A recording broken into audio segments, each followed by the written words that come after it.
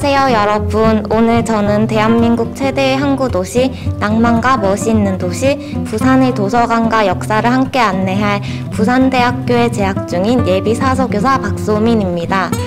부산은 335만 인구가 살고 있는 한국의 두 번째 도시로 해운대, 동백섬, 감천문화마을, 태종대 등 아름다운 관광지가 많아 해마다 많은 분들이 부산을 방문하고 있습니다. 오늘 이렇게 멋진 도시가 품고 있는 역사 속 도서관 이야기를 시작해볼까 합니다. 오늘 순서에 대해 잠시 소개하겠습니다. 먼저 당시 부산의 시대적 배경과 탐방지 주변을 알기 위해 광복동 및 용두산 일대의 주요 역사적 장소에 대해 탐방을 진행하겠습니다.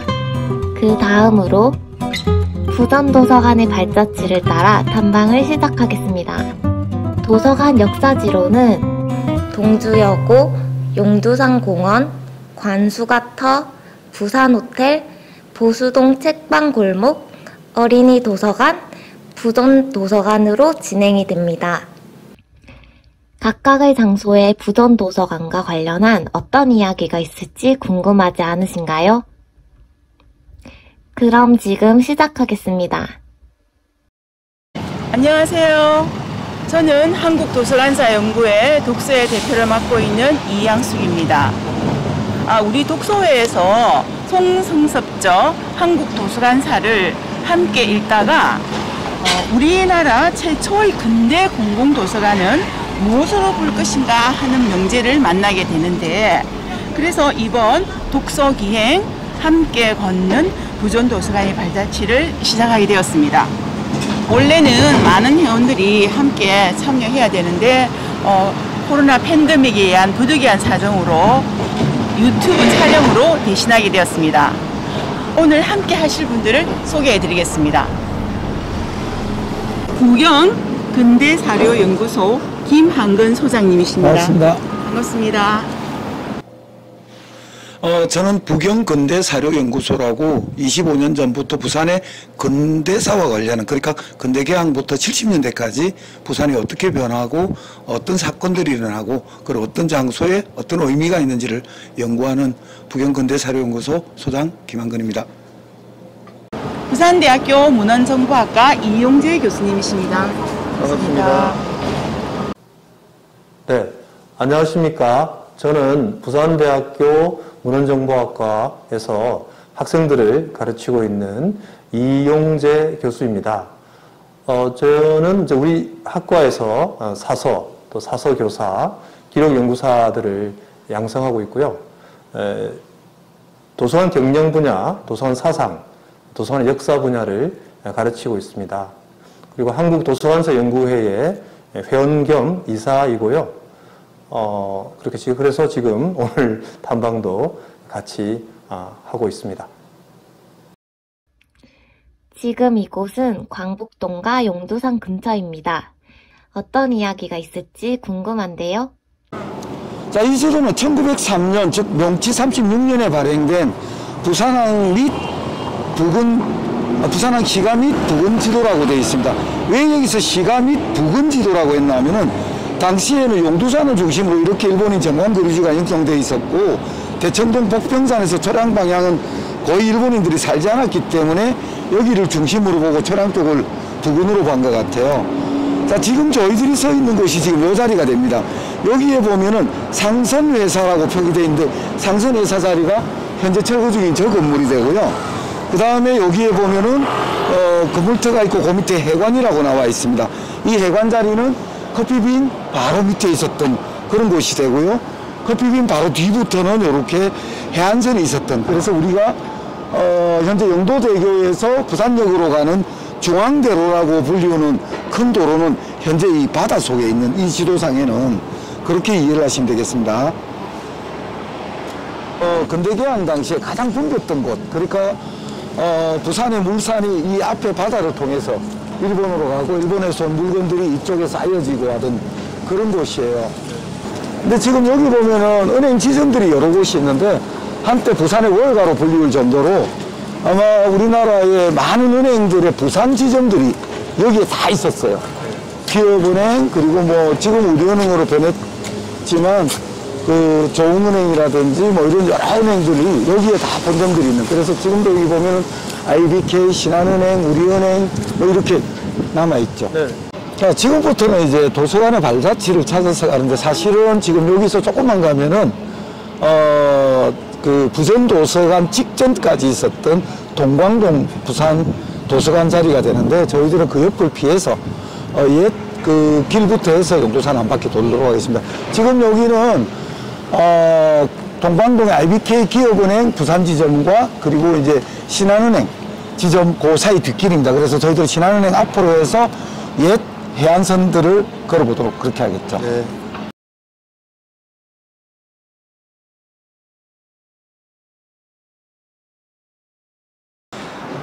지금 제가 서 있는 곳은 부산 데파트 바로 뒤, 그러니까 부산은행 중부지점 뒤쪽에서 신한은행 부산지점 사이에 서 있습니다. 이 거리가 굉장히 그 부산 역사에서는 중요한 곳을 차지합니다. 첫째, 지금 저기 서 있는 새롭게 생긴 건물은 과거에 선창에 있던, 그러니까 조선시대 초량회관의 선창에서부터 해서 근대 개항 때까지 해서 1910년까지는 여기가 거의 선창 역할을 했던 곳이고요. 부산 데파트는 부산에서는 최초로 주상복합 건물로 68년에 세워진 건물이고요. 지금 여기는 1915년에 전차가 신해농선이 만들어졌을 때 1915년에는 지금 부산우체국 바로 뒤에까지 갔다가 1916년에 대청정선이 만들어질 때에 전차 종점이 여기였습니다. 그런 역사가 있는 곳입니다. 부산은행 중부지점에서 제가 북쪽으로 약 한 50m쯤 왔습니다. 지금 여기 보면은 이데아 커피가 있고 건너편에 동경 고미술이 있고 그 다음에 여기에 이제 녹백 건물이 빌딩이 있는데요. 요 사이에 보면은 동경 옆에 조그마한 골목길이 있어요. 저 길이 의미하는 게 뭐냐니까 과거에 부산의 해안선의 출발이었다. 그리고 지금 여기 녹백 건물은 빌딩 자리는 이 앞서 말씀드렸던시 초량회관에서 1900 거의 10년 전까지는 여기가 부산의 선창이었다. 그러니까 부산항의 중심이었다고 말씀드리겠습니다. 아무튼 저기 골목 입구가 이 밑으로의 그 매립지 네. 바다와 그렇죠. 저쪽 육지 네네. 어떤 경계선이 되는 그런. 나중에 이제 가보시면 아시겠지만 원래 도시구획을 할 때는 보통 바둑판 시기로 길을 반듯반듯하게 놓습니다. 일제 시기에 우리가 그 일본 저기 진해에서도 느낄 수 있고 부산에서는 연산 로타리라든지 서면 로타리에서 알 수 있듯이 도시 중심에 로타리를 만들고 방사형으로 만들고 나머지 도로들은 대부분 보면은 이 바둑판식으로 놓는데 길이 직선이 아니고 약간 곡선이거나 아니까 휘어져 있거나 구불구불하거나 이러면은 해안로였거나 아니면 과거에 강이라든지 하천이 흐르던 길 옆이었거나 아니면은 뭐 어떤 이 논뚝길이었거나 그런 것이 변했다고 볼 수 있는데 이 길은 과거 해안길이었기 때문에 해안선 따라 구불구불하게 이렇게 있다고 들어가 보시면 아실 겁니다. 골목으로 걸어가 보시죠.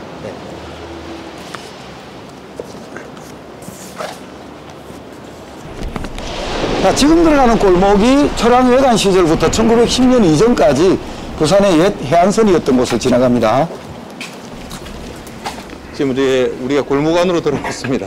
예. 네, 여기 광복동에 이 골목은 잘 모르시죠? 저는 이 골목은 정말 이번 독서 기행으로 해서 알게 된 골목이고 네. 참 부끄럽습니다. 부산 시민으로서. 네. 예.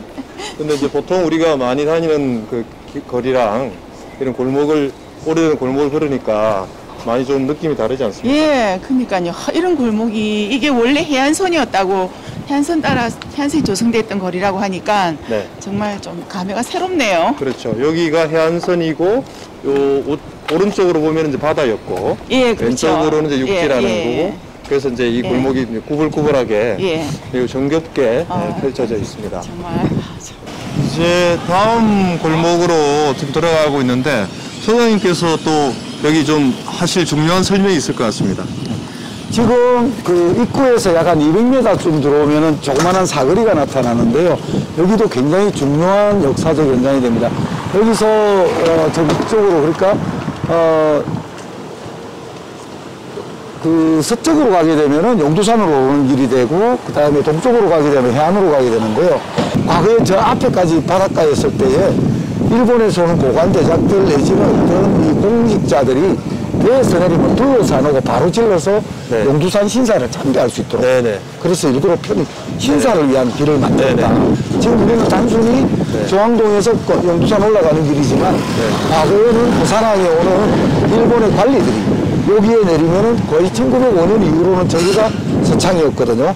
내리면은 바로 신사에 참배를 하고 가던 그런 도로 중에 하나였다고. 그리고 소장님, 여기가 이제 이 골목에 진입하는 요 지점이 전체 초량 외관에 어떤 좀 의미가 있는 포인트가 네, 있나요? 외관에서는 굉장히 중요하죠. 여기서 이쪽은 바다가 되고 여기도 이제 바다가 되는데 여기에 수문이라 지킬 숫자의 문문자를 지킬 써서 숫자, 문문자, 수문. 예, 그래서 이제 외관에 외인들이 밖으로 못 나가게끔 조선 관리들이 밖에서 막고 있고 안에는 일본 관리들이 밖에서는 조선 관리가 막고 있던 곳입니다. 그리고 여기에는 약조 제찰기라는 것이 있어서 이 문 밖을 외관 시절에는 함부로 나가거나 여기서 어떤 일을 벌였을 때 이러한 처벌을 받는다라고 하는 일종의 경계 표시에 그걸 해놨던 것이고 이 앞에 이 골목은 과거에 해안이었을 때에 이 조선 사람들이 외관에 거주하는 적을 때 350명, 많을 때는 500명이나 해당되는 일본인들이 일상생활에 필요한 식료품들, 채소라든지 쌀이라든지 그 생선이라든지 그것을 팔던 소위 아침장이 열렸던 조시가 열렸던 조시가 열렸던 그런 장터였습니다. 네네. 그리고 이제 기본적으로는 조선 외관에, 출항 외관에는 외인들은 이제 안에만 살게 돼 있고 조선인들은 이제 밖에서 있는 건데 조선인들이 이제 이렇게 안으로 들어가는 방법이 좀 있었지 않습니까? 외관은 말 그대로 저 외인들의 거주처지요. 근데 여기는 왜 만들었느냐 하면은 조선과의 무역과 외교 관련한 일 때문에 만들었습니다. 그래서 용두산을 중점으로 해서 동쪽을 동관이라 그러고 서쪽을 서관이라 그러는데 서쪽은 동주 여자고등학교에서 대각사 있는 국제시장 일대를 말하는데 거기에는 외교 관련해서 오신 분들이 머물고 거처하는 곳이고 그 다음에 이 동관 지역은 외관에 머무는 일반인들이 생활하거나 아니면은 여기서 조선과의 무역 거래가 이루어졌던 그런 장소죠. 네. 그래서 이제 뭐 이제 외인들은 나올 수 없으니까 여기 이제 담장도 쳐져 있었을 거고. 네네, 그렇죠. 담은 지금 현재 여기에 있는 경남 북구에서부터 시작. 여기가 수문이 있고 여기서 담이 쭉 대청로까지 나가고 대청로에서는 다시 그 근대역사관까지 가서 또 근대역사관 쪽에서는 국시장까지 담이 쳐져가 있었어요. 네. 그래서 자세한 설명 이쪽 들어가면서 할 건데 지금 카메라에 잡힐지 모르겠는데 저쪽으로 이제 꾸불꾸불한 그 계단이 보입니다. 용두산 곧 올라가는 이제 그 부분에 나중에 또 설명하실 건데 좀 더 신사가 있던 그런 자리로 이르는 계단입니다.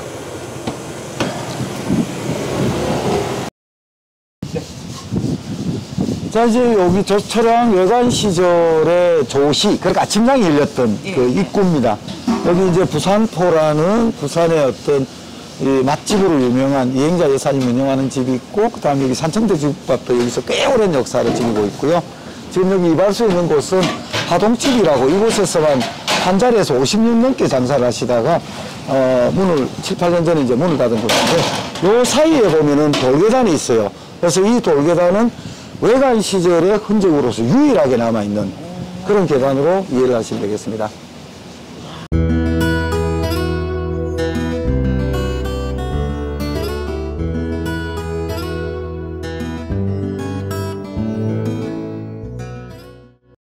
지금까지 저희들이 온 것은 초랑 외관 시절, 즉 조선 후기에 조시라고 아침장이 열렸던 장소로 왔는데요.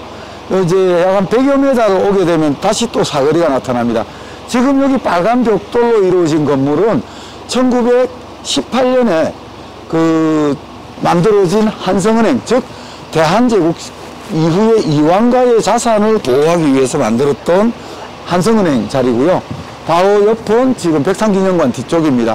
사실 이 한성은행은 지금은 한성 1918이라는 이름으로 부산문화재단에서 관리를 하고 있는데요.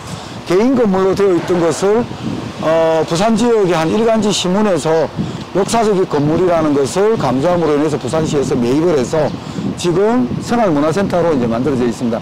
이 건물만 우리가 보면은 저는 그런 생각을 해요. 1908년경 일제가 조선의 토지를 수탈하기 위해서 동랑척식회사를 만들고 토지 조사를 하고 하는 이런 과정에서 구포 지역에서는 구포 지역의 선각자들이 구포 저축 주식회사를 만들어서 일본 자본이 아닌 우리 자본으로서의 금융기관을 만들고 그것이 나중에 구포은행, 나중에 회사령이 만들어지니까 구포은행을 만들고 나중에는 그것이 이제 경남은행의 전신이 됩니다. 그 당시에 경남은행 부산지점을 영주동에 이제 옮겨오던 이런 시기에 한성은행도 우리 자본에 대한 이 깨우침이 있었다 하는 그런 역사적인 건물입니다. 이 원래는 2층까지가 온 건물이었고 64년에 개인이 매입해서는 3, 4층을 올렸어요. 그래서 현재 옛 건물과는 형태가 많이 좀 달라졌습니다만은 안에 들어가 보시면은 한성은행의 옛 모습 사진, 그리고 옛 해안선 그림, 그리고 옛 해안선이 어디까지였는지 그 축대가 아직까지 남아 있습니다. 들어가 보겠습니다. 네, 여기서 질문이 하나 있는데요. 이 건물이 이제 대한제국 시절에 이황가의 또 재산도 관리하던 한성은행이다. 그래서 굉장히 역사적인 건물이라고 하고 말씀 중에 이제 구포은행 쪽을 말씀을 하셨는데 그 은행이 이제 조선인들을 위한 그렇죠. 은행이었고 거기가 이제 그 부산대학교를 처음에 그 조성할 때 초대 총장 윤인구 총장의 아버님이 만든 은행이지 그렇죠. 않습니까? 그런 윤상훈 선생님의 역사까지 같이 오면은 상당히 중요한 어떤 계기가 되죠. 그러니까 다시 말씀드리자면은 이 장소에서 우리가 기억할 수 있는 것이 근대 개항기에 우리 자본에 대한 인식들, 이제 그러한 것이 결국은 그 우리 금융의 어떤 역사를 만들게 되고 그러한 활동을 하셨던 분들의 어떤 선각자적인 활동들이 해방 후에는 이제 부산대학교라는 민족대학까지 만드는 이런 역사로 쭉 이어져 오기 때문에 작은 역사 하나가 이어져 오는 부산의 역사의 어떤 근간을 만든다 이렇게 생각하면은 우리가 작은 것 하나라도 소홀히 할 수 없다 이런 생각이 드는 거죠. 민족 자본의 형성에 대해서 굉장히 중요한 그런 지점이 되겠습니다. 올라가겠습니다. 지금 보시면은 건물의 기초 부분이 화강석이 큰 게 놓여져 있죠. 아마 지금 이 돌이 제가 생각할 때는 과거 외관에 담장에 썼던 돌들을 이 건물을 지을 때 썼던 게 아닌가 하는 생각도 드는데요. 여기 왜 이렇게 기초를 화강석으로 놓게 했느냐 하면은 용두산이 바다로 흘러내리면서 여기는 땅이 좀 물렀어요. 그래서 집안을 요즘 같으면은 콘크리트를 오게 해가지고 엄청나게 집안을 형성합니다만은 당시로서는 이제 돌을 메꾸어서 집안을 어느 정도 닦고는 그 위쪽에는 화강석으로서 저렇게 다듬어서 만들었다 이렇게 생각하시면 되겠죠. 그리고 창틀을 보시면은 일부 변형되었던 것을 최근에 여기를 보수공사를 하면서 일제 강점기였던 1918년에 이 은행의 초창기 모습의 창틀을 일부를 복원을 해놓은 겁니다. 자, 저기 보면은 백상기념관이 있고 여기 이제 한성1918 즉 부산생활문화센터가 있습니다. 여기는 민족 자본을 설명하는 곳이 장소가 되고요. 저쪽은 일제강점기에 그 민족 산업과 관련한 그러니까 무역을 통해서 어떤 민족 자금을 만들고 이것이 나중에 독립운동 자금으로 보내지는 그런 유서 깊은 그 백산 안희재 선생의 정신이 스며 있는 그런 곳이 되겠습니다. 일단 한성은행 안으로 옛 한성은행 안으로 들어가서 옛 흔적들을 살펴볼게요. 자, 여기는 이제 한성1918이라는 이름으로 생활문화센터가 되어서 현재 부산문화재단에서 이제 관리를 하고 있는데요. 여기 보면 이제 벽면에 청자 그림이 하나가 있어요. 여기를 이제 개인이 운영을 하면서 오랫동안 청자다방으로 운영이 되다 보니까 이 건물이 한성1918이 되기 전까지 마지막 명칭이 청자다방이었어요. 그래서 그 흔적을 남겨놓고 있는데요. 자, 이쪽 입구에 보면은 근대기 부산 동광동 즉 본정 일대 주요 금융시설 현장이라고 되어 있습니다. 아까 저희들이 데파트 뒤에서 오면서 여기가 부산의 월가 금융중심지다 그랬는데 저기 보시면 빨간 점으로 표기된 곳이 다 은행이 있었던 곳이었고 그 근대기에는 저기가 부산 지역의 은행의 본점들이 부산 지역 지점들이 다 있던 곳입니다. 여기 첫째 조선은행은 1910년에 만들어서 11년에 대청로에 만들어져서 옛 한국은행 부산본부가 되었다가 지금 한국은행은 민현동으로 갔고 내년부터 이제 그 부산 근현대 역사관으로 재탄생하게 됩니다. 제1은행은 요 바로 밑에 요 위에 길에 요 길에서 거의 한 50m 좀 가면 있었던 부산 지역에 제일 먼저 왔던 일본 국립은행입니다. 그리고 세 번째가 한성은행이 1918년에 생겨서 여기 명칭을 한성1918이라고 합니다. 그래 그 조선 식산은행은 한성은행에서 바로 밑쪽에 있었던 이 은행이었고요. 한성은행이 1918년에 생겨서 64년에 이렇게 이 3, 4층에 올라가면서 개조가 되었던 것을 보여줍니다.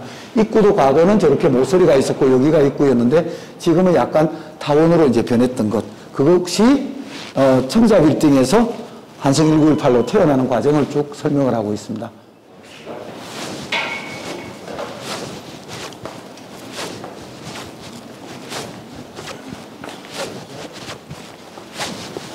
자, 여기가 보면은 우리가 들어올 때 보면 1층으로 왔는데 밑에 지하실이 있죠. 그런데 아까 계단으로 올라올 때 보면 약간 경사진 것이 이만큼 표차가 있다는 것이 됩니다. 자, 여기 지금 벽에 보면은 그 1900년경의 부산항 모습을 보여주고 있습니다. 지금 저 사진 중에 저기 밤토만큼 나와 있는 용미산이라 불렸던 곳이 1936년에 부청이 들어서고 그 다음에 이제 지금 시청이 80년대 말에 옮기고 난 다음에 제 롯데백화점 광복점이 들어섰죠. 그리고 지금 요 해안에 보면은 이렇게 배들이 있습니다. 여기를 론치해안이라 그래서 지금의 중앙동 그 지하철역이 있는 그 일대쯤이 됩니다. 거기 보시면 저기 꼬불꼬불하게 올라가는 길이 있어요. 저 길이 여기를 1909년부터 12년 사이에 깎아서 앞바다를 메꾸는 쌍산 착평공사를 하기 전에 해안으로 내려가던 길이었는데 저 길에 나중에 산을 깎고 나서 만들어진 것이 계단을 만들었는데 그것이 40개여서 40계단이 됩니다. 이 사람들이 저 위에 보면 길이 이렇게 내려가게 돼 있어요. 저게 영선고개라 그래서 1903년 지도를 보면은 이렇게 지금 그 대청로가 있고 대청로에서 이 산길로 이렇게 나와 있습니다. 그리고 바다 쪽으로 두 개의 산, 하나는 해관산 혹은 영선산이라 불렀던 곳이고 하나는 영국 영사관산입니다. 여기를 1909년부터 12년 사이에 깎아서 이 앞을 메꾸어 나가는 그러한 현장들을 지금 현재 밑에 보여주고 있어요. 자, 조금 전에 우리가 왔던 길이 옛 해안길을 왔다 그랬지 않습니까? 해안길이었다는 것을 보여주는 유일한 증거가 여기에 있습니다. 자, 저기 보면은 축대가 쌓여져 있죠. 저 축대돌이 사각돌이 아니고 둥글둥글한 것이 이제 파도에 치이고 막 이러면서 달아졌는데 저런 경우로 호박돌이라 그럽니다. 호박처럼 둥글둥글하면서 큰 돌들을 그 호박돌이 이로서 이렇게 축대를 쌓은 것은 과거에 이 경사가 심하다 보니까 큰 돌로서 이렇게 이 수평을 잡았다는 것을 보여주고요. 그 밑에 작은 자갈들은 이 해안에 있었던 자갈들이 저 지금 바닷가에 보이는 자갈들이 있었던 것을 나타내 줍니다. 한성 1918 그 입구 바로 앞입니다. 제가 보이는 왼쪽에 백상기념관, 누구나 잘 아시는 1914년에 민족계 자본으로서 일제에 대응하기 위해서 만들었던 백산 안희재 선생의 정신이 있는 곳이죠. 나중에 이제 주식회사로 바꾸고 여기서 번 돈으로 독립운동 자금을 보냈던 그런 곳입니다. 어찌 보면은 일제 시기에 이 일대가 일본 자본의 중심지, 일본 경찰이나 헌병의 중심지였던 이런 곳에 민족계 상점을 설립한 것은 어떤 면에서 호랑이 굴에 들어간 그 정신을 상당히 높게 살 수가 있죠. 자, 여기서 앞쪽으로 보면 대청로가 지금 보이죠. 대청로를 건너면은 영선고갯길이라 그래서 조선시대 옛길이 보입니다. 그리고 제가 서 있는 이 뒤쪽은 보면은 지금 현재 영화체험박물관이 있습니다. 그전에는 부산유치원이 있었고요. 그전에는 이 공원처럼 있다가 그전에 그러니까 초량외관 시기에는 여기에 동향사라 그래서 이게 왜 초량외관으로 오기 전에 두모포외관 시절에도 동향사가 있었습니다. 동쪽으로 보이는 절이라는 뜻이 되는데 여기서는 하는 역할이 외교 문서를 정리하는 그 외교 문서를 정리하는 승려가 여기에 근무했다 그런 이야기들이 있습니다. 동향사 절이 있었던 곳이 지금 영화체험박물관이 됐습니다. 올라가 보겠습니다.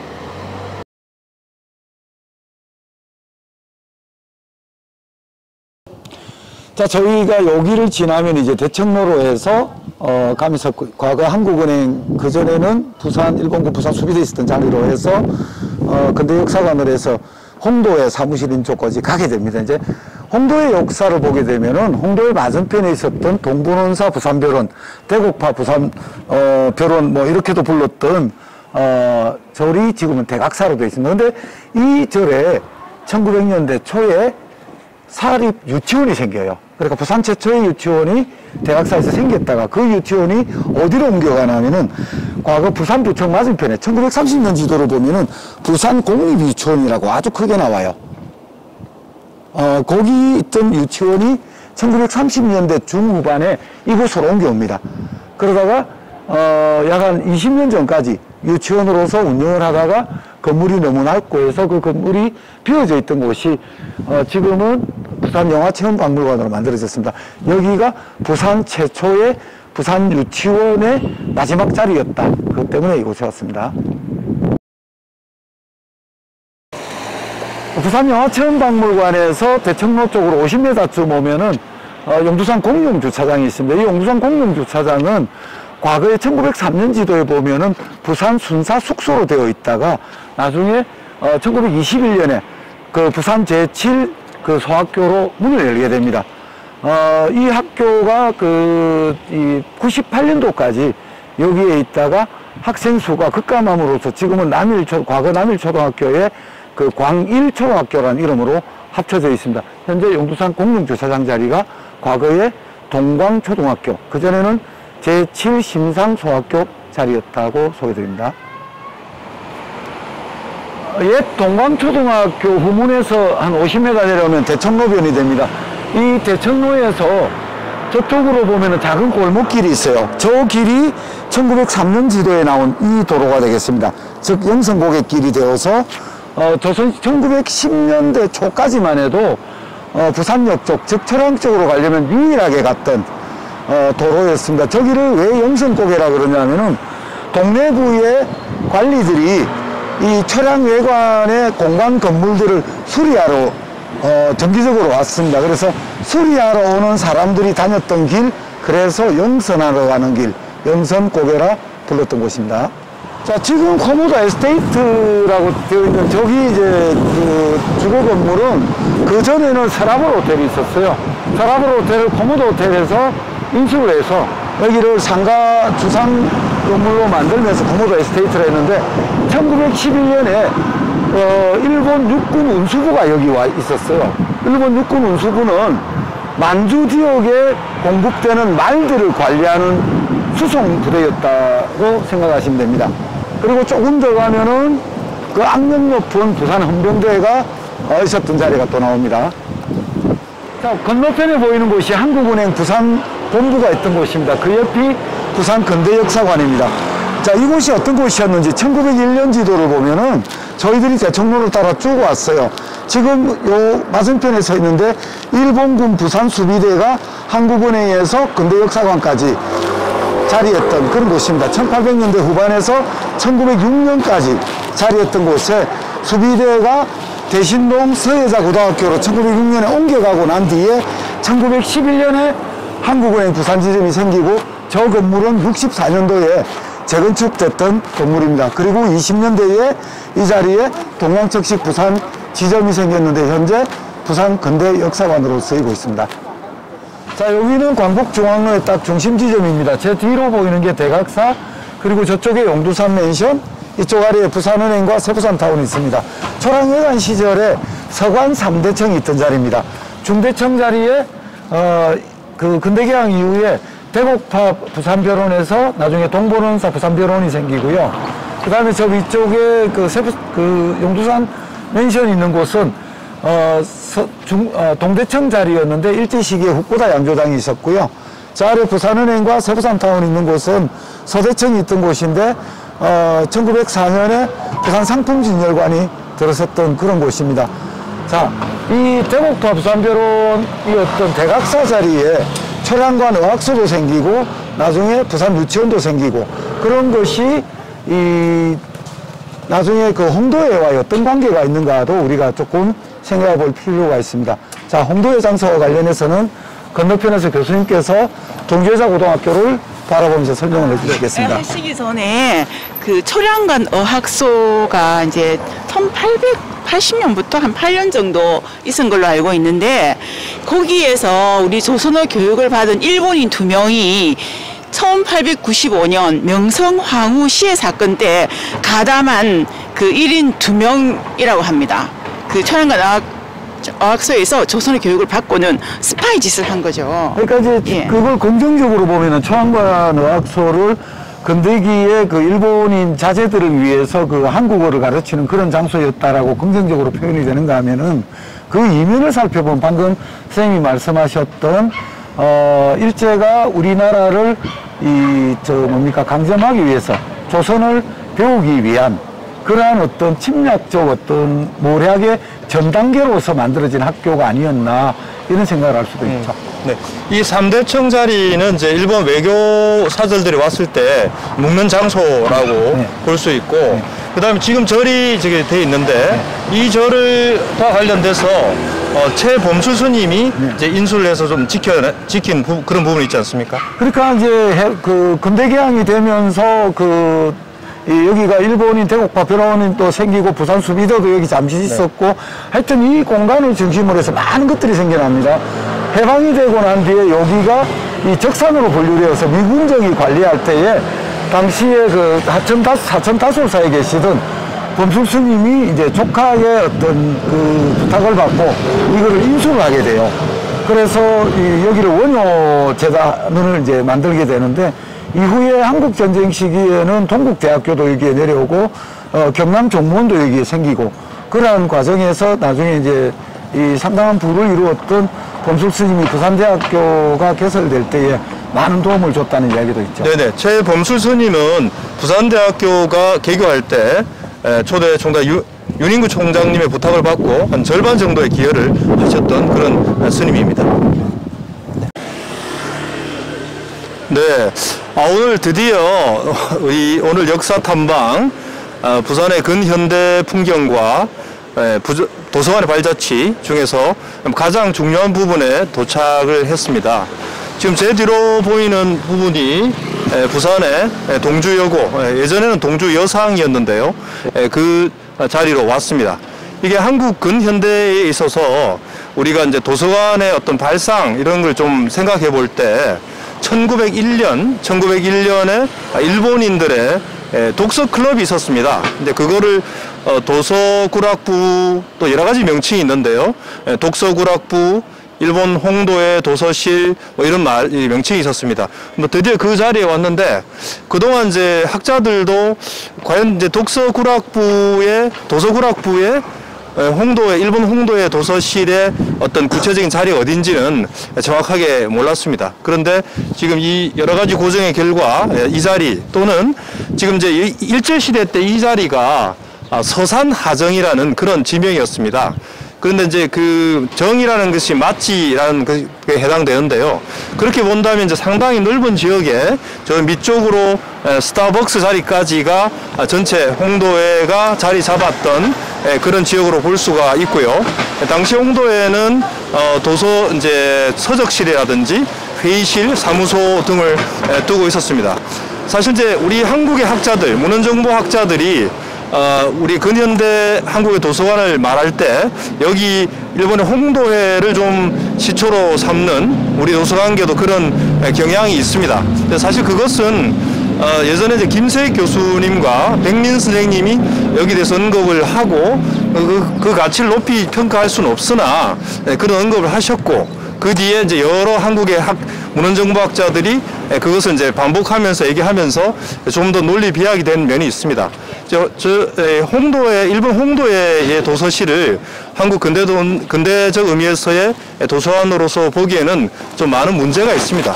이 홍도회 자체라는 이 조직 자체가 조선 침략을 많이 준비하는 일본 군국주의를 지지하는 그런 단체였고, 단지 이 도서실은 일본인들이 이제 독서 클럽을 하면서 책을 읽고 모으고 그런 형태였다라고 볼 수 있기 때문에 정확한 명칭도 그 일본인들은 이걸 이제 나중에 1903년이 되면은 부산 도서관이라는 이름까지 쓰거든요. 근데 그것은 엄밀하게 말한다면은 일본 홍도회 도서실이다 이렇게 볼 수가 있습니다. 그래서 이제 저하고 명실의 김영석 교수님은 그것은 좀 재고되어야 된다라고 얘기를 했고요. 근데 그러한 이제 이것을 우리가 좀 어떤 뿌리를 좀 이렇게 이어본다면 이 도서관이 계속 발전하고 오늘 탐방이 앞으로 더 이어지겠습니다만 1919년에 이제 우리 3.1 운동이 일어나지 않습니까? 그 뒤에 이제 일본인들이 문화 정치를 하면서 이것이 이제 이 도서관의 운영권이 그 부립 도서관이 됩니다. 부산부 사립교육회라는 게 있었는데요. 그게 그 운영 주체에서 부산부로 넘어갑니다. 그러면서 공립 부산 부립도서관이 되면서 그 조선인에게도 많이 좀 개방하지 않았을까. 그렇지만은 엄연히 그것은 일본인들만을 위한, 그리고 일본어로 된 주로 책이 많았고, 그리고 조선 침략의 거점의 어떤 하나의 그런 뭐 발상지였다, 이렇게 볼 수 있기 때문에 일본 홍도의 도서실을 우리 근현대 도서관의 시초로 보기에는 많은 무리가 있고 다시 재고되어야 된다고 볼 수 있습니다. 네. 1903년지도에 보면 여기를 서산화정이라고 이 도로를 그렇게 표기하고 있고요. 대곡과 번원사 별원, 요게 지금 대각사, 그리고 상품진열관과 판매점이 지금 부산은행과 세부산타운 쪽인데, 여기 보면은 조선 15사가 있고 홍도회가 있는데 중간에 도로가 하나 보이죠? 네. 요 길이 지금 이 골목으로 추정됩니다. 여기에서 용두산으로 올라가는 계단이 있었다는 거죠. 그리고 여기에 홍도회, 여기에 조선 15사가 있었다, 이렇게 추정할 수 있는데, 이것을 1989년경에 찍은 사진을 보면은 지금 부산 상품진열관이 있는 자리가 여기가 되고, 이제 대곡도 부산별원이 이쪽이 되는데, 건너편에 보이는 요 작은 건물들이 보여요. 이 건물이 당시 홍도의 건물이 아니었을까 하는 그런 추적을 하는 거죠. 지금 우리는 이제 부산의 광복로, 특히 광복중앙로를 걷고 있습니다. 광복중앙로에서 지금 광복로로 들어가는 길을 지금 걷고 있는데요. 이항숙 선생님, 그 광복로에 대한 어떤 추억이 좀 있으신가요? 뭐 추억이라기보다는 거의 대학 시절에 강복로에서 친구들 만나고 뭐 차 마시고 많이 놀았습니다, 그냥. 네. 네. 그리고 네. 이 거리는 또 그 부마항쟁 네. 거리로도 굉장히 유명한 거리죠. 네. 예. 부마항쟁 때 어떤 여기를 좀 뭐 보셨다든지 뭐 그런 게 있으신가요? 부마항쟁 때 그날이 정확한 날짜는 지금 제가 기억이 잘 안 나는데, 부산에 있는 대학생들이 이 남포동에 집결을 해가지고 아마 그날 이제 엄청난 시위가 있었고, 첫 달 시위 있을 때는 시위대들이 이 강복로 일대의 지리를 제대로 파악을 하지 못해서 시위 진압이 제대로 못한 지역으로도 굉장히 유명합니다. 이 거리 자체가 굉장히 이 바둑판 형식으로 격자 무늬로 되어 있어서 출구와 입구가 명확하지가 않아요. 그래서 진압하는데 굉장히 이제 어려움을 겪고, 그날 첫날에는 시위대의 거의 뭐 압승이라고 할 수 있을 정도로 네. 시민들까지 합세를 해서 시위를 했던 거리입니다. 네네. 광복로에서 대학생들의 시위가 계속 많이 펼쳐졌었고, 진압하는 측에서는 잘 진압할 수 없었던 그런 지형과 상황이었습니다. 광복로는 일제 시기에는 장수통이라고 부르고 변천정이라고도 또 불렀습니다. 그랬던 것을 해방되고 난 뒤에 일제의 어떤 중심의 상권이었던 이 장소가 뭐 이제는 우리 것이 되었다, 이래서 이제 지명을 광복동으로 바꾼 그런 역사적 의미가 있는 이런 곳입니다.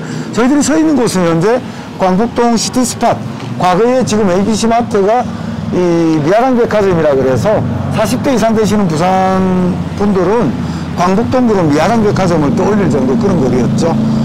지금 여기서 보면 위로 올라가면 대청로공으로 가면 광복중앙로가 되고, 이쪽으로는 부평시장으로 연결되는데, 부평시장으로 연결되는 길은 1901년에는 없었어요. 저기 이 창신 치안센터 쪽으로 해서 가는 그 길만 있었던 것이 1908, 9년에 이 도로가 뚫리면서 지금 현재 부평동 길이 생겼습니다. 그러다 보니까 홍도에 부산도서관이 생길 때는 이 도로가 없었고, 홍도에 부산도서관이 용두산 중특으로 갈 때는 이 도로가 있었던 그런 곳이라고 생각하시면 됩니다. 그리고 이제 광복로가 지금 여기 계속 펼쳐지고 있는데요. 그래서 예전에 이제 부산부청에서부터 시작해서 이렇게 쭉 이어지는 건데, 여기에 앵천이라고 있었지 않습니까? 그렇죠. 앵천이라는 하천이 원래는 국제시장을 돌아서 대청동으로 해서 지금 대각사 앞쪽으로 흘러가지고, 바로 앞에 지금 시티스팟이 있는 여기는 건너가는데 물길이 폭이 넓어서 사암교라는 다리가 따로 있었어요. 그렇게 해서 이 앞을 지나서 저 광복동 끝머리에서 남포동 해안으로 흘렀던 앵천 혹은 유천이라 불렀던 하천이 있었죠. 네. 이 광복로는 지금도 부산의 이제 명물 거리이고요. 그리고 이제 크리스마스 때마다 큰 대형 트리가 세워지고 전체 패싱거리가 아름답게 장식되는 곳입니다.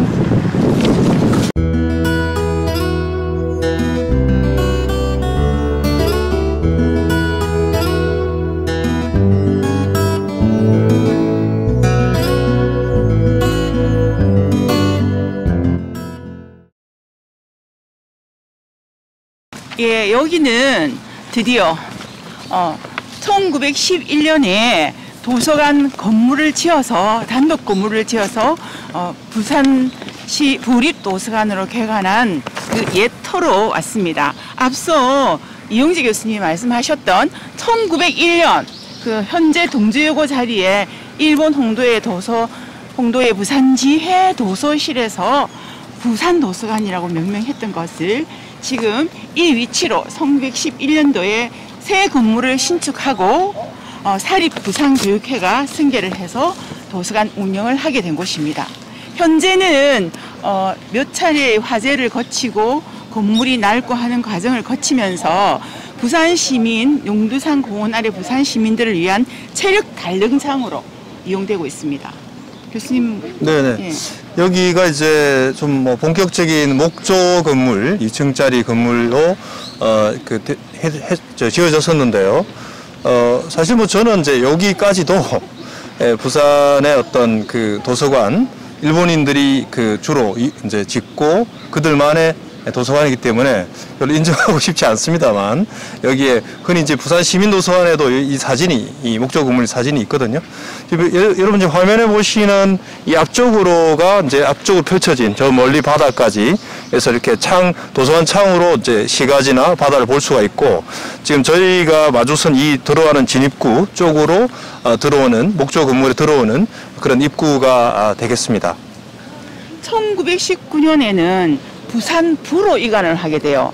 그래가지고 최초의 사립도서관에서 공공도서관으로 넘어가는 시기가 되었죠. 그리고 명칭도 부산부립도서관으로 이제 명명하게 됩니다. 그리고 여기서 1937년이 되면은 건물이 낡고 노후해가지고 이전에 부산부청사 건물로 다시 옮겨서 도서관을 운영을 하게 됩니다.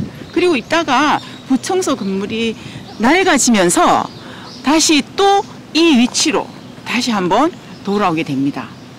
네, 예영숙 선생님께서 정말 이렇게 공부도 열심히 하시고 이제 많은 기록을 대조하셔서 방금 아주 간결하게 이 도서관의 발전 과정을 말씀하셨는데요.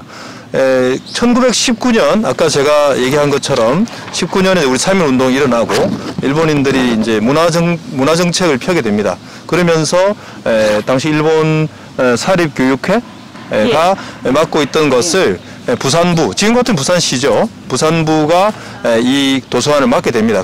그럼으로써 이제는 그 사립 도서관에서 공립 도서관이 되어서 그 당시에 이제 조선인들도 이용하지 않았겠는가라고 추정할 수 있습니다. 그러나 이제 아무래도 이제 그 일본 일제 강점기 때 시대고 그 당시 우리가 시간 여행을 할 수가 없기 때문에 과연 이제 얼마나 이용할 수는 알 수는 없고요. 네, 그렇습니다.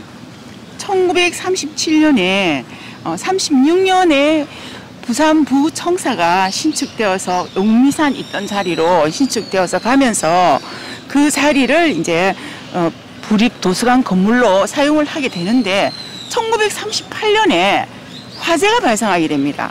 그래서 다시 그 부산부청사 우리가 좀 있으면 갈 건데 거기서 다시 이 위치로 오게 됐으니까 아마 이 위치에 도서관이 한번 다른 데로 옮겼다가 다시 한번 왔다가 하면서 두 차례에 걸쳐서 이 위치에서 도서관이 위치하고 있게 됩니다. 네. 자, 지금 여기는 과거 부산도서관이 있던 자리의 축대입니다. 이 축대는 1915년에 당시 부산부에서 일본 정원주식회사에서 용두산을 공원화 만드는 용역을 주어서 1916년부터 용두산이 공식적인 공원이 되는 거죠. 여기 있는 이 마치 꽃돌처럼 되어 있는 것은 그 당시에 만들었던 석축인데, 이 용두산의 한국전쟁 피란 시절에 무려 4번의 화재가 납니다. 그 화재 가운데서 2건의 화재는 54년 12월 10일 날 발생한 화재로 인해서 약 1090세채 피라민주택이 소실이 됐어요. 그때 거의 대부분이 다른 곳으로 떠났는데 약 한 600여 세대가 다른 곳으로 떠나지 못하고 이 도서관 인근 아래쪽에 다시 판자촌을 짓고 살았는데 54년 12월 26일 날 이 아래에서 불이 나는 바람에 과거 도서관 건물도 같이 타게 됐습니다. 당시에 도서관 건물에는 이 국립국악원이 여기에 들어와 있다가 국립국악원에서 그 2층에 이황과 유물들을 여기다 보관을 했었습니다. 그 당시에 지금 경기전, 그러니까 그 전주 경기전에 있는 이황과 유물들이 그 당시에 여기에 왔었는데 특히 그 이황가의 역대 왕들의 어전들이 여기서 몇 점이 소실이 되어서 지금은 안타깝게도 그 원본들을 볼 수 없는 것도 여기에 부산도서관 화재, 그러니까 1954년 12월 26일 화재 때문입니다. 그 화재로 인해서 그 당시에 고열에 이것이 달구어졌다가 물을 뿌리니까 식으면서 이렇게 이 돌이 박피, 그러니까 껍질이 이렇게 드러나듯이 보인다고 생각하시면 됩니다.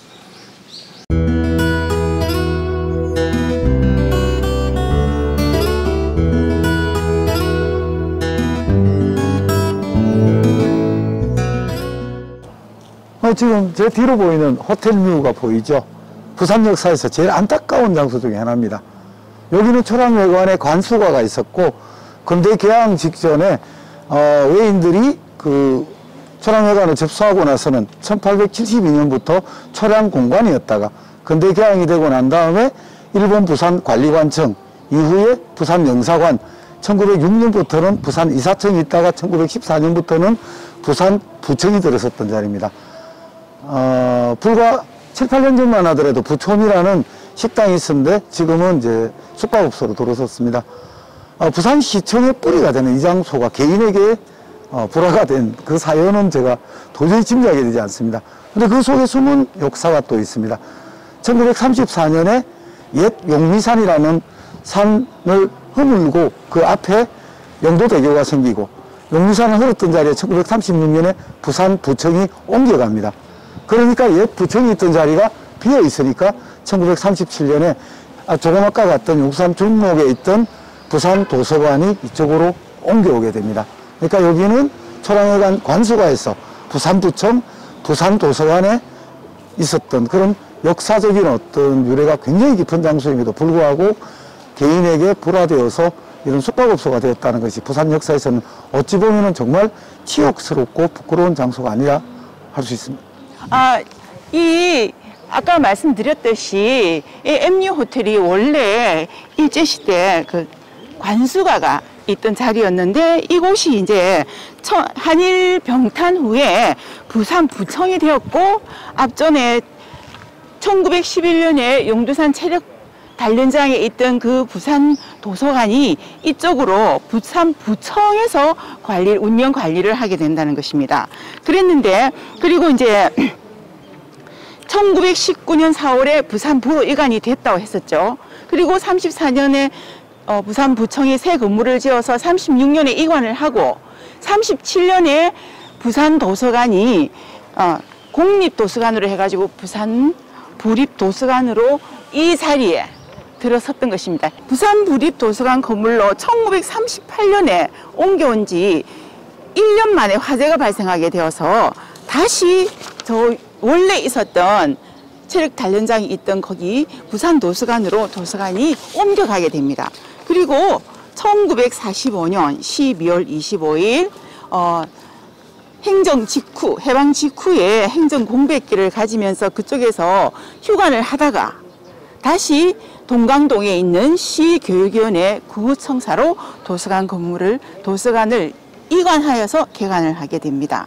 근데 이때도 이 건물이 노후화가 되면서 현재 시교육위원회 청사 건물로 다시 이관을 하게 되는데 거기로 지금부터 이동을 하시게 되겠습니다.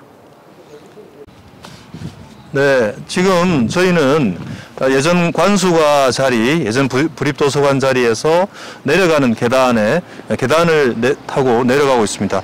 소장님, 이 계단에 대해서 좀 말씀해 주십시오. 저는 이 계단은 굉장히 좋아요. 계단의 경사라든지 계단의 어떤 층계 높이, 폭을 봤을 때 과거 여기가 관수가에서 이사청에서 부산부청이 되는 이 과정에서 어느 시기에 이 계단을 만들었는지 모르겠지만 이게 보면 고관대작들이 뒷짐지고 슬렁거리면서 내려가는데 딱 맞는 보폭을 가지고 있어요. 물론 이제 여성들이나 아이들이 거기에는 수색을 해야 될 정도로 조금 폭이 조금 길긴 하지만서도 뭐랄까요, 뭐 고관대작들이 좀 이래 의시되면서 걷기에 딱 좋은 그런 형태로 만든 것이 아닌가 그런 생각이 듭니다. 네, 재미나는. 네.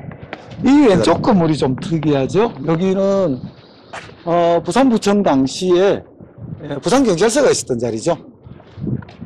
저기에 이제 팻말이 있는데 박재혁 의사가 1920년에 부산경찰서에 폭탄을 투척했던, 그러니까 투탄 사건이 일어났던 그 현장이기도 합니다. 네. 그러다가 1920년대 후반에 경찰서가 지금의 중부경찰서 자리로 옮겨가고 네. 이후에 여기에 그 최신병원이 잠시 네. 들어서기도 했고 네. 그러다가 해방 후에는 네. 여기에 이제 난공산부인과가 잠시 자리하기도 했던 네. 그런 곳입니다. 네. 네. 일제시대 때 이제 경찰이라는 게 네. 굉장히 악독한 역할을 그렇죠. 하지 않았습니까? 네. 네. 조선인들 많이 이렇게 잡아가고 그렇죠. 고문하고 예. 네. 애국지사나 뭐 한일운동 하신 분들을 여기서 잡아다가 고문하고 네. 내지는 취조하던 네. 그런 어떤 장소로서 악명이 높았던 것이죠. 네네. 그 의열단에 대해서 조금 잠시 말씀해 주시겠습니까? 우리가 그 해방운동과 관련해서 쭉 보면은 초기에는 계몽운동 위주로 좀 나아갔던 이런 경향이 있습니다. 그러다가 1910년대 이후로 약간 뭐랄까요, 단순히 어떤 애국 계몽운동만으로는 독립을 할 수가 없다. 무장투쟁을 해야 된다는 이런 의식들이 생겼어요.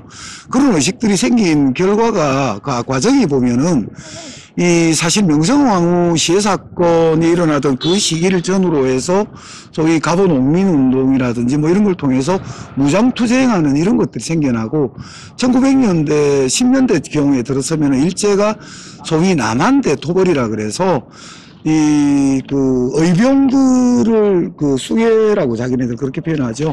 의병들의 우두머리를 집단 토벌하는 남한대 토벌을 벌입니다. 이러다 보니까 당시에 무장투쟁을 벌이던 사람들이 북간도라든지 시베리아라든지 이쪽으로 막 흩어져 가게 돼요. 그러다 보니까 이제 국내에서 이제 소위 의병 활동이라든지 아니면은 무장투쟁을 하지 못하니까 만주라든지 북간도 저쪽에서 하시던 분들이 드디어 이제 뭐랄까요, 우리도 더 이상의 애국계몽운동이 아니라 일제와 맞서 싸워야 된다는 이런 이제 투쟁이 일어났던 약산 김원봉 선생을 중심으로서 일어났던 그런 운동들인데 여기에 이제 박재혁 의사도 네. 젊은 시절에 상해 등지로 이제 무역상을 하다가 김원봉 선생의 이야기를 듣게 되고 거기서 이제 의열단의 이제 고사가 이제 일어나죠. 밀양이라든지 몇몇 진영이라든지 이런 지역에 투탄이라든지 어떤 이런 적의 목표물들을 거점들을 어떻게 파괴하는 계획을 세웠다가 다 실패를 봤는데 어떤 면에서 여기가 유일하게 성공했던 첫 장소라는 측면에서 굉장히 크고 그동안의 어떤 일제의 어떤 이 사탕발림의 어떤 전술에 속지 아니하고 무장투쟁을 통해서 맞서 싸웠다는 그런 어떤 정신들이 굉장히 크다 이렇게 볼 수 있죠. 네, 알겠습니다. 네, 지금 우리는 관수가에서 내려오는 계단에서 지금 제가 저희 왼쪽으로 보이는 건물이 일제 때 잔악했던 경찰서, 부산경찰서 자리입니다. 수많은 독립운동가들을 붙잡아가서 고문했던 정말 그런 곳이었고요. 특히 이제 박재혁 의사께서는 매우 젊은 나이에 여기에 이제 폭탄을 투척한 그런 의사입니다. 박재혁 의사는 1895년에 부산에서 3대 독자로 태어나셨습니다. 그리고 현재 부산진초등학교와 부산상고를 졸업을 하시고 물론 예전에 이름은 달랐죠. 부산진 공립보통학교와 공립실업학교를 졸업하시고 17년에 무장투쟁 또 독립투쟁을 위해서 중국 상하이로 건너가셨습니다. 그리고 20년에 독립자금을 협의하기 위해서 의열단 김원봉 의열단장을 뵙고 독립자금과 폭탄을 전달받았습니다.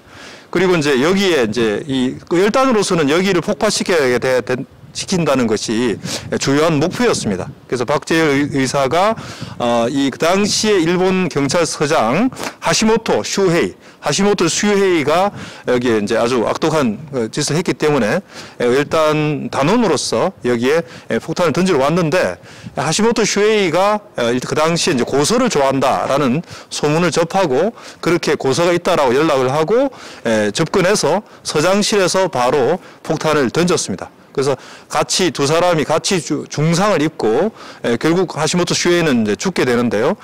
그러한 장소고, 이 박재혁 의사는 그 젊은 나이에 그 당시 그 이후에 바로 사형이 선고가 확정되고 또 경성 법원에서 또 확정이 됐습니다. 그리고 대구 형무소에서 옥고를 치르시다가 일본인들 외인들의 소에 죽기는 싫다라고 해서 스스로 단식 투쟁을 하셔서 처형전에 이렇게 하늘나라로 가셨습니다. 자, 옛 그 초량회관 시절 관수가가 뭐 이렇게 변천에 가져서 1914년부터 부산 부청이 됩니다. 우리가 부청 계단을 내려와서 오른쪽에 부산 경찰서를 보았는데요. 그 맞은편에 있는 이 건물 일대는 1914년 이전까지 부산 일본인 거류민단 역소가 있던 자리입니다. 1914년에 부산 부과되면서 모든 역할들이 부산부로 넘어가니까 거류민단 역소는 이제 그 역할들을 잃게 되죠. 그러다가 1920, 30년대에 아까 동부논사 벼론에 있었던 사립유치원이 부산 공립유치원으로 변하면서 이 자리 일대에 오게 됩니다. 그러다가 1930년대 중반 이후에 지금 영화체험박물관 자리로 옮겨가서 해방 이후에도 계속 유지를 했던 부산 유치원의 이 역사가 그렇게 담겨져 있습니다.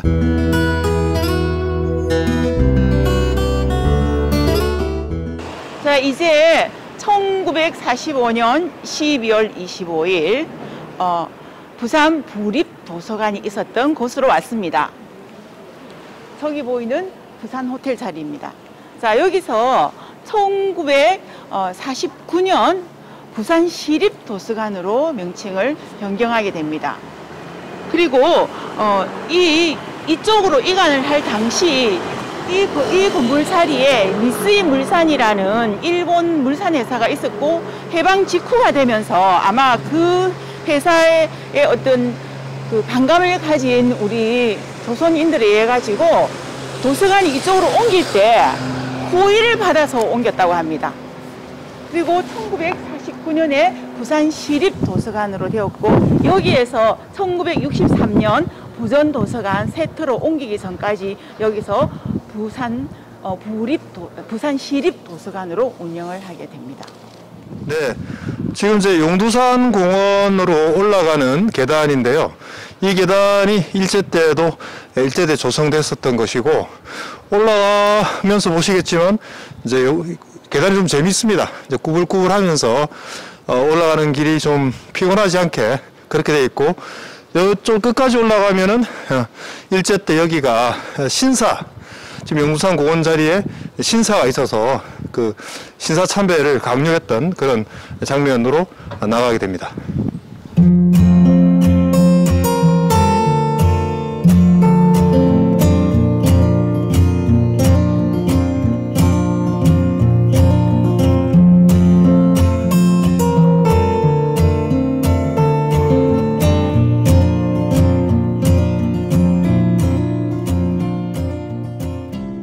네, 지금 우리는 용두산 공원에 올라와 있습니다. 조금 전까지 일제강점기 때 만들어진 꾸불꾸불한 계단을 타고 이 자리에 이르게 되는데요. 이 자리는 일제강점기 때 신사가 있던 자리입니다. 그래서 신사라는 것은 정말 우리 조선인들에게는 이제 치욕스러운 그런 존재였고, 신사 참배를 강요당하던 그런 곳이었습니다. 그리고 이제 저 계단을 타고 올라오면 탁 펼쳐지는 곳에 신사를 두었었고요. 그래서 이 조선인들에게 지긋지긋한 존재였는데, 해방이 돼서 전국에 해방돼서 광복된 이후에 8일 만에 전국의 대부분의 신사는 파괴되었습니다. 그럼에도 불구하고 이 자리에 있었던 신사는 한 몇 개월이 지나도 멀쩡했습니다. 그래서 그 당시에 열혈 청년이었던 민영석 목사가 이에 가만히 있지 않고 낮에 답사를 했다가 밤에 신라를 가지고 와서 신사의 여러 건물을 본관까지 불을 질렀습니다. 그래서 그 뒤에 신사는 이제 완전히 불태워졌고요. 신사가 없어진 이 자리에 상당히 오랫동안 이 자리를 지켜온 것은 바로 우리가 지금 보고 있는 이순신 장군 동상입니다. 이 동상을 아직 어떤 인물을 설정할 것인가를 가지고 당시 심사위원회가 좀 고심을 했었는데요. 안중근, 김구 같은 분들도 많이 거론이 됐는데 우리 나라를 구해낸 민족 영웅 이순신 장군께서 선정이 됐습니다. 이 당시에 이 장군상이 세워진 것은 1955년 이승만 정권 때였습니다. 아마 당시 정권으로 봐서도 아주 딱 맞는 인물이었다 이렇게 생각을 했다고 볼 수 있는데요. 그럼에도 불구하고 그 조선을 침략하는 일본을 혼낸 이순신 장군을 이 동상을 여기 세운 것은, 그리고 특히나 우리 조선에게는 치욕스러웠던 이 신사 자리에 세운 것은 자주 독립국가의 위상과 항일의 반일의 기계를 보여준 것이라고 할 수 있겠습니다. 네, 지금 이제 이순신 장군 동상 밑으로 바로 왔는데요. 지금 이제 여기 동상의 하단에 보이는 그런 부산포 전투를 재현한 것입니다. 이양수 선생님, 부산포 전투. 부산포 이순신 장군의 그 3대 대첩안에 포함은 되지는 않았지만 이 부산포 해전도 일본 군들에게 상당히 큰 타격을 입힌 해전으로서 길이 저희들에게 남아 있고요. 아마 그래서 이순신 장군 동상을 여기에 세우신 게 아닌가 싶기도 하고, 그리고 이 앞을 그 대마도 쪽을 또 바라보면서 우리 부산을 굳건하게 지켜주고 계신다고 보고 있습니다. 네네, 그렇습니다. 사실 이제 당시에 여러 전투가 해전이 있었습니다만 전라 자수영에서 수군을 몰고 경상 우수영까지 와서 합류해서 일본 군대의 본령을 친 그러한 굉장히 그 승리를 거둔 그런 의미 깊은 전투가 되겠습니다. 여기서는 다음 장소로 안내하실 새로 오신 분을 한번 만나 뵙도록 하겠습니다. 반갑습니다. 한국도서관사 연구회 회원 최진욱입니다. 오늘 이렇게 부전도서관의 발자취에 함께하게 되었는데요. 저는 보수동 책방골목이 우리 한국도서관사에서 여러분들이 잘 모르는 엄청난 도서관사적 가치를 가지고 있다는 것을 알려드리려고 합니다. 네, 자, 이제 우리는 부산의 유명한 책방골목으로 왔습니다. 보수동 책방골목으로 왔는데요. 자세한 얘기는 걸어가면서 우리 최진욱 선생님한테 듣도록 하겠습니다. 네, 반갑습니다. 여기가 보수동 책방골목인데요. 아마 전국에서 거기 가장 많은 흔적들이 모이는 곳입니다. 이제 이 책방골목이 보수도 책방골목이 역사도 오래됐지만은 우리나라에서 가장 많은 헌책방들이 모여 있는 거리입니다. 서울의 청계천 헌책방거리라든지 몇 군데의 유명한 헌책방거리가 있는데요.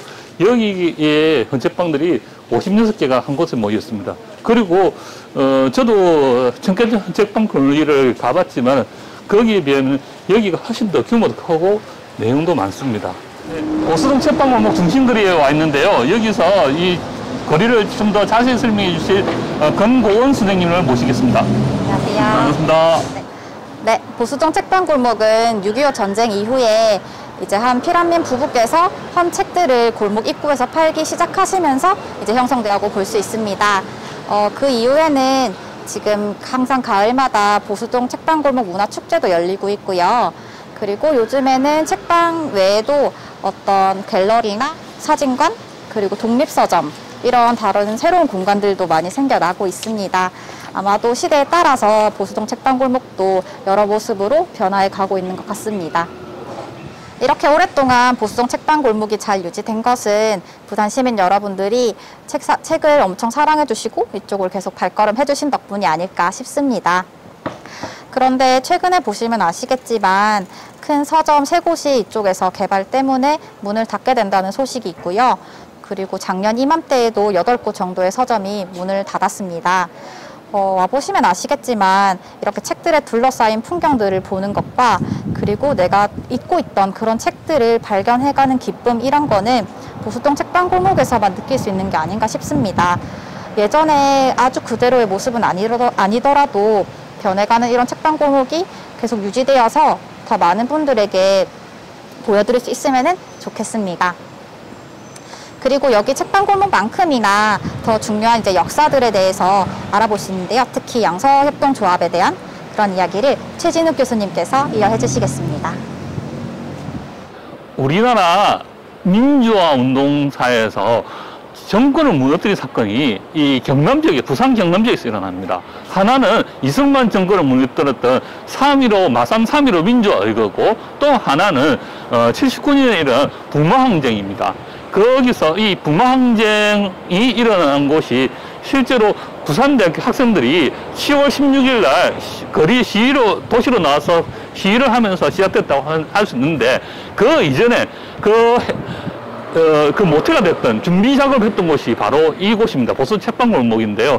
여기 보이는 중국의 전도사인 김영기 전도사가 양서협동조합을 78년 4월에 이 골목에서 개설하면서 우리나라에서 도서관, 민주화 운동을 위한 해원제 도서관, 서브스크립션 라이브러리라고 그러죠. 이것을 갖다가 만들면서 이제 시작되었다 할 수 있습니다. 그래서 이 양서협동조합은 78년 4월에 개설된 이후에 단시간 내에 전국을 확산됩니다. 부산을 비롯해서 서울, 대구, 울산, 마산, 수원, 광주까지 1년 남짓한 사이에 전국 각지에 8개의 양서협동조합이 생기는데요. 이 양서협동조합들은 생기는 양서협동조합은 각지의 민주운동을 이끌게 됩니다. 그리고 이 민주운동을 이끌었을 뿐만 아니라 이후에 지금 현재 우리나라 각지에 있는, 전국에 있는 어린이 도서관을 갖다가 만들게 됩니다. 그 시초가 이 부산 양서협동조합에서 시작되었습니다. 그래서 부산 출신 도서관 관련자라고 하면은 아주 자랑스러워해야 할 곳이 바로 이 양서협동조합이 발상지가 부산이었다는 겁니다. 이 양서협동조합 발상이 부산에서 발생하고 78년 11월에 서울에서 발족합니다. 그리고 서울 양서협동조합의 후신이 바로 여러분들 잘 알고 있는 어린이 도서 연구회입니다. 이 어린이 도서 연구회는 90년대를 거치면서 어린이 도서 문화 운동을 하고 2000년 들어오면서 어린이 도서관 운동을 합니다. 그것이 지금 현재 우리나라 작은 도서관과 어린이 도서관의 깃들이 됩니다. 또 한편으로 창원 지역으로 가서는 경남 양서협동조합이 창원 지역 마을 도서관 운동을 이끌게 됩니다.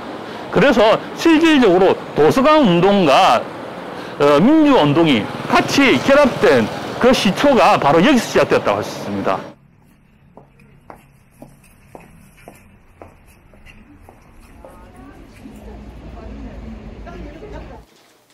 네, 제가 근무하고 있는 곳은 보수동 책방골목 어린이 도서관이라는 곳입니다.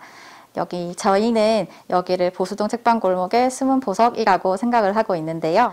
어린이 도서관이라고 해서 어린이들만 올 수 있는 곳은 아니고 지역민들과 그리고 다른 관광객분들도 많이 찾아주고 계십니다. 가끔은 여기가 서점인 줄 알고 좀 들어오셨다가 뭐 책도 읽고 쉬다가 가시는 분들도 계신데요. 저희는 이 도서관이 더 많은 분들에게 더 발견되고 또 더 사랑받았으면 좋겠는 그런 마음으로 일하고 있습니다.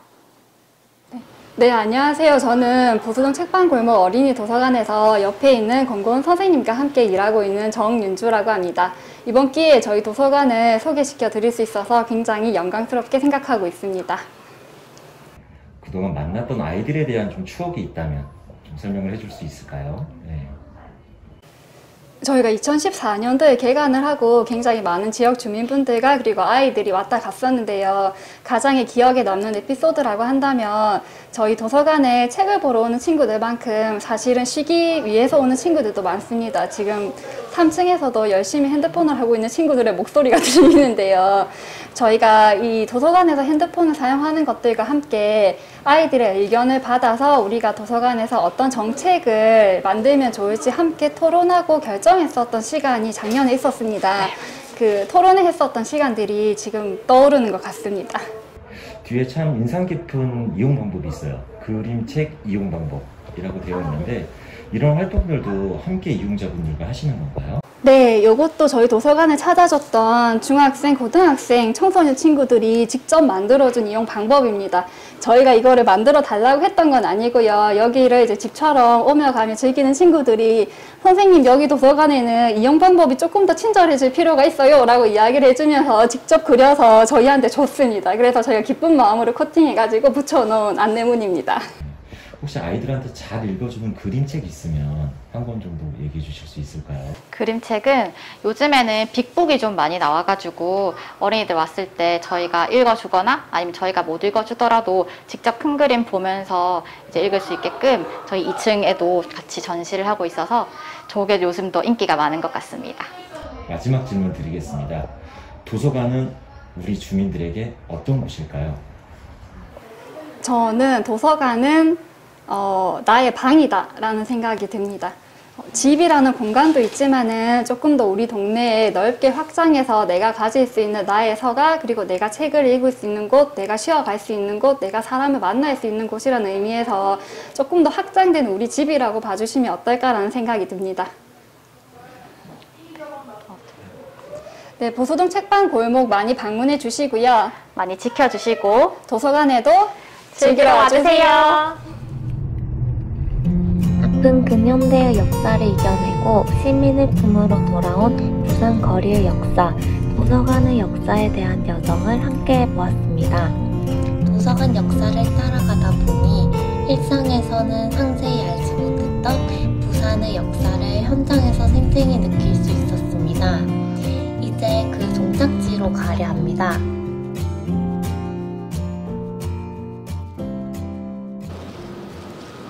이제 드디어 우리의 최종 목적지인 부전도서관에 왔습니다.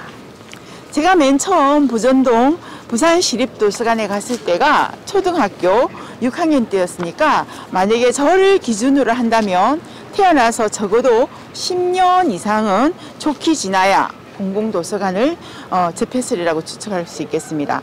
1968년 이전에 태어난 대부분의 부산 시민에게 도서관은 부산 시립도서관이 유일하였습니다.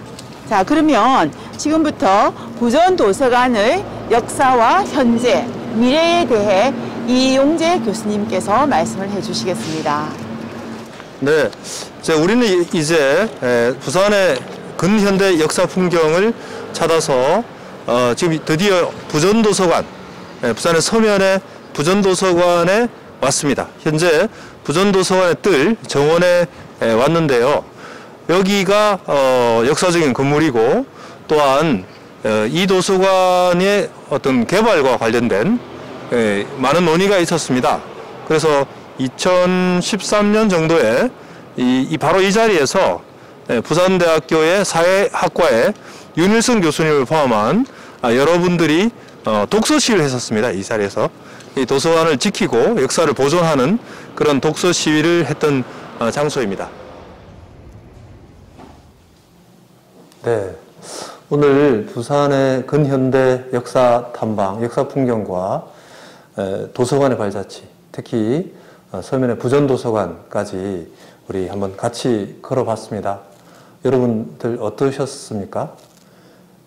이 부전도서관은 우리 부산시뿐만 아니라 한국 사회에 깊은 의미가 있습니다. 부전도서관을 역사적으로 멀리 보자면 오늘 우리가 쭉 걸어온 것처럼 1901년 용두산 아래에 지어진 일본 홍도의 도서실과 이어진다고 볼 수 있습니다. 물론 그렇다고 해서 1901년에 일본 홍도의 도서실을 한국 최초의 공공도서관으로 볼 수는 없습니다. 앞서 일본 홍도의 도서실에 대해서 제가 얘기할 때처럼 이러한 방향에 대해서는 지금까지 학자들의 논의가 다시 재논의가 될 필요가 있습니다. 다만 지금까지 우리가 걸어온 것처럼 일본 홍도의 도서실은 일제강점기 동안 예를 들면 1919년 4월에 부산 부립도서관으로 발전을 했습니다. 이때 이제 공립공공도서관이 됐다고 볼 수 있고요. 여전히 일본인을 위한 일본 인들의 도서관이었지만 조선인에게도 개방되지 않았을까 짐작해 봅니다. 광복 직후 동광동 시교육위원회 청사로 이전하여 재개관하였고 1949년에 부산 시립도서관으로 명칭이 바뀌었습니다. 지금 이 자리에 오기까지는 1962년에 도서관 신축위원회가 조성이 되었었고요. 열심히 준비해서 드디어 1963년 이 자리에서 역사적 개관을 하였습니다. 그 당시에 이제 부산의 많은 분들, 또 뭐 높은 분들, 또 전국에서 이 도서관의 개관을 축하하기 위해서 몰려와서 했었고요. 그만큼 이 도서관이 가진 의미가 매우 크다고 하겠습니다. 그러므로 이 부전도서관은 우리 부산의 최초의 공공도서관일 뿐만 아니라 부산 시민이 만든 우리 한국인의 최초의 공립도서관으로 볼 수가 있고요. 근현대 한국 사회에서 공공도서관의 첫 장을 여는 도서관의 뿌리를 가지고 있다, 이렇게 볼 수 있습니다. 아무튼 수많은 부산 시민들, 또 전국에 나가 있는 많은 분들이 이 도서관을 이용했을 것이고, 또 현재에도 부산시 전역에서 하루 평균 3,000명의 이용자가 이 도서관을 찾고 있습니다. 부전도서관의 재개발과 관련하여 2014년에 부산시 시의회는 부전도서관의 원형을 보존해야 된다라고 의결한 바 있습니다. 그 뒤에 최근 2018년 부산시와 부산 진구 사이에 부전도서관의 공공개발에 대한 대합의가 이루어졌습니다. 그리고 지금까지의 그 이전까지의 민간 투자 방식은 전면 철회한다라고 크게 합의한 바 있습니다. 이 부전도서관은 그야말로 부산의 핵심 지역에 위치하고 있고, 또 바깥에 점포 카페 거리라든지 서면 특화 거리가 어우러지는 매우 천혜의 입지를 가지고 있습니다. 이러한 이 도서관의 건물은 우리가 지금까지 걸어온 것처럼 근현대 한국 사회에서 초창기 공공도서관의 어떤 뿌리를 가지고 있다는 면에서 가치가 크고요. 따라서 1963년의 역사적 개관도 대단한 것이었고, 많은 사람이 축하하고 이 도서관을 통해서 또 사람들이 많이 자라났다라고 볼 수가 있습니다. 그러므로 부산대학교 인문관처럼 근대 근조물로서 지정받을 수 있는 역사성을 가진 건물입니다. 앞으로는 이 도서관의 과거를 보고 현재의 문제를 풀어나가고 미래를 바라보아야 할 텐데요. 그 중에 한 가지 방법은 건물의 외관을 보존하고 내부 리모델링 및 외부의 증축을 하는 것입니다. 그리고 앞으로 이제 부전도서관의 어떤 100년을 바라보는 비전이라고 한다면 이러한 도서관을 잘 보존하고 또 화사하게 꾸며서, 또 한편으로는 이 도서관 앞쪽에 있는 옛 중앙중학교 자리 놀이마루랑 연계돼서 세계적인 명물 도서관이 된다면 더욱 좋을 것입니다. 우리 부산에, 한국의 해양수도 부산에 미국 시애틀, 또 캐나다 밴쿠버, 호주 시드니, 영국 버밍업과 같은 정말 아름다운, 모든 사람들이 너무 좋아서 감탄에 맞지 않는 그런 도서관이 들었습니다면 어떨까요? 이 부산의 핵심 지역에 그런 도서관이 있기를 부산 시민이 자랑일 뿐만 아니라 우리 한국 사람들의 자랑이 되기를 바라겠습니다. 지금까지 우리는 부산에서 근현대 역사의 풍경과 도서관의 발자취를 더듬어 보았습니다. 이번 탐방팀은 부산의 과거를 보았습니다. 현재의 부전도서관의 뜰에 서서 부산과 한국 사회의 문화적 비전을 바라봅니다. 독립운동가들과 근현대 한국 사회를 가꾸기 위해 도서관에서 공부하고 사회 각계에서 헌신하고 봉사하는 분들을 생각해 봅니다. 현재의 남녀노소와 미래 세대를 생각하면서 세계적인 명문도서관으로서의 부전도서관의 미래를 그려봅니다. 우리가 미래를 바라보면서 과거의 발자취와 울림을 반영하고 과거를 기억할 때 우리 현재 문제를 풀면서 나아갈 밝은 미래를 기약할 수 있을 것입니다. 네, 안녕하세요. 저는 부산 시민입니다. 이 도심 한가운데 이 부전도서관이 있어서 저는 개인적으로 얼마나 감사한지 모르겠어요. 저희가 시간 날 때마다 도서관을 이용하는데 오늘은 또 책도 대여하고 짬내서 여유 시간에 와서 책도 볼 수 있어서 너무너무 좋습니다. 오랫동안 함께 했으면 좋겠습니다. 네, 지금 부전도서관 뜰에 서 있습니다. 이양숙 선생님, 이 부전도서관을 예전에 이용을 좀 많이 하셨나요? 저는 이제 초등학교 때 처음으로 한번 이용을 하면서 중학교를 이 근처에 있는 학교를 다녔기 때문에 매월 월말고사 때마다 저의 공부방이었습니다. 네. 그때는 독서실 개념이 좀 많았으니까요. 네네. 많이 이용했습니다. 네네. 예. 그래서 항상 도서관에 와서 수많은 사람들이, 학생들이, 시민들이 주로 이제 공부방으로 예, 줄을 서서 기다려서 네. 들어가서 시험 공부하는 그런 공간을 많이 기억할 것 같은데요. 그렇죠. 아무래도 네. 공부도 했지만은 네. 뭐 친구들이랑 만나서 같이 네. 이제 네. 놀기도 하면서 도서관이라는 이게 그냥 아무 생각도 없이 부산 시민도서관이고요. 그때는 부산 시립도서관이었어요. 네네. 예, 예. 네. 그렇게 네. 해서 좀 네. 많이 다니던 곳이었죠. 네. 부산에서 유일한 이제 공공도서관이었었는데 네. 지금 이제 이 부전도서관의 주변을 보면은 많은 이제 상업시설, 유흥시설들이 많이 퍼져 있습니다. 아무래도 이제 젊음이 넘쳐나긴 하지만 주로 이제 먹고 놀고 하는 이런 곳이라서 이런 공공도서관 같은 문화에 또 어떤 기쁨을 누릴 수 있고 자기 교육을 할 수 있는 이런 곳이 계속 발전해서 더욱 사랑을 받는 곳이 되면 이곳이 더욱더 건강한 발전을 할 수 있지 않겠습니까? 네, 당연한 이야기고 이 주변이 보면은 물론 뭐 유흥, 음식점, 술집 그렇지만 학원들이 굉장히 많이 있습니다. 그래서 어찌 보면 학원가이기 때문에 이런 그 유흥시설들이 따라왔다고도 볼 수 있습니다. 그렇지만 그 와중에도 그럼에도 불구하고 이 부전도서관 이 틀을 꿋꿋하게 지키고 있단 말입니다.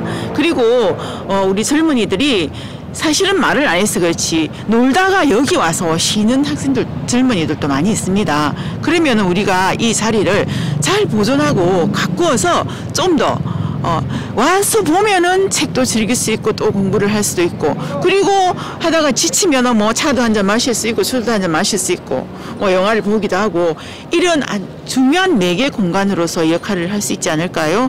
그래서 우리가 비록 뭐 선조들한테 물려받았지만 우리들도 잘 가꾸어서 후손한테 물려줘야 된다고 생각합니다. 네. 예. 보통 이제 이런 그 도심에서 유흥 시설만 이제 계속 있을 경우에는 자칫하면은 좀 많이 도심이 줄어들거나 많이 축소되는 그런 경향을 보이고 있습니다. 그래서 세계적으로 어떤 도심에 어떤 도서관이라든지 박물관, 이런 미술관이 있을 때 그것도 지속적인 어떤 문화의 어떤 기반이 확산되는 경우가 있고 우리 젊은이들이 또 여기에 지금 사실은 하루에 3,000명의 이용자가 오십니다. 어떤 학생들은 물론이요, 은퇴자라든지 남녀노소 많은 사람이 여기 찾고 있거든요.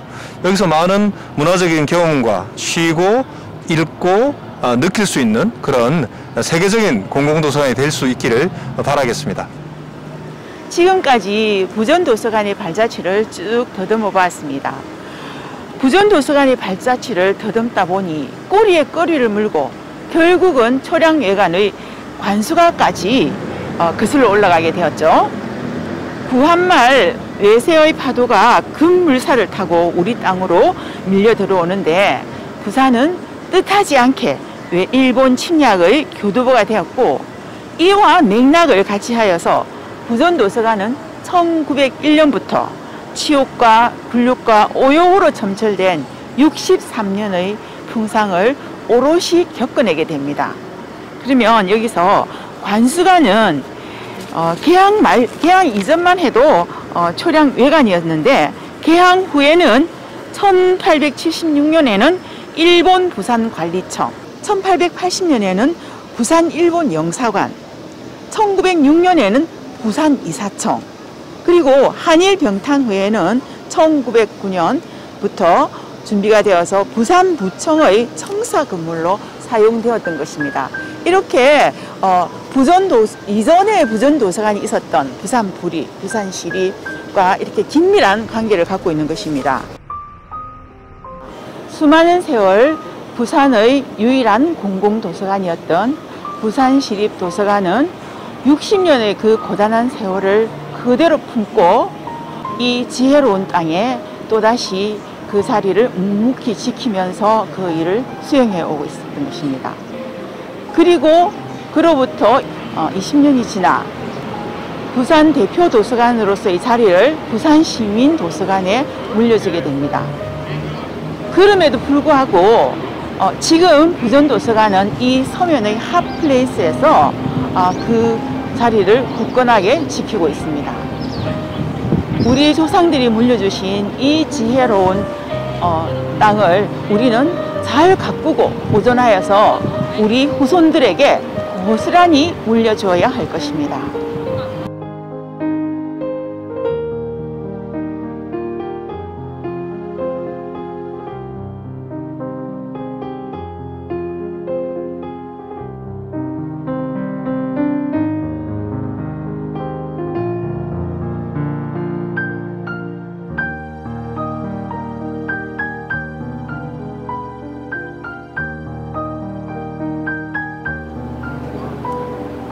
자, 그러면 여기서 잠깐 여러분들의 생애 첫 도서관은 어디일까요? 부산 부립도서관, 부산시립도서관, 부전도서관? 혹시 그 옛날 부산시 교육위원회에서 있었던 부산 시립도서관을 기억하시는지요? 기억하시는 분이 있으면 그 기억을 공유하고 싶습니다.